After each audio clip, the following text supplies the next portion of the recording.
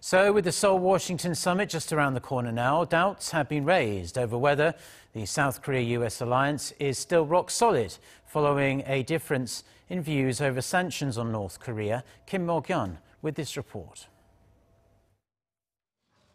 After the Hanoi summit last February ended without fruitful results, there have been concerns that the ironclad alliance between Seoul and Washington is shaking over differences in their approaches. South Korea has been reportedly asking the U.S. to partially ease sanctions on inter-Korean projects, including the Gaesong Industrial Complex and the tourism project at Mount Geumgang, to use them as leverage in the denuclearization process.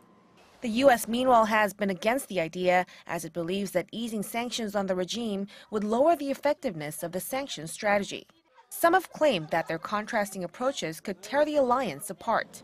However, an expert says that such differences in perspectives are a natural thing given the complexity of the denuclearization and peace talks. He also said inter-Korean projects, including the reduction of military exercises and the establishment of the liaison office, were made under close cooperation with the U.S.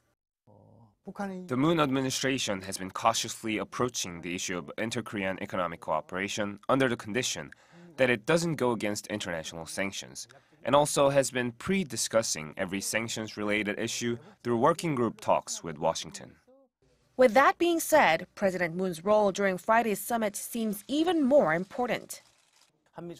Though the talks could end without any concrete outcome, I think the two sides confirming each other's perspectives itself is symbolic. Because if their ties start to fall out of shape, third-party nations could have more influence over the North's denuclearization.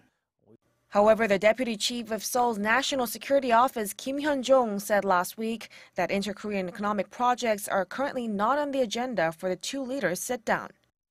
Many experts are suggesting that such projects could be used as a corresponding measure for the North's denuclearization steps, but for now, the two leaders will likely focus on bringing the North back to the negotiating table. Mok-yeon, Arirang News.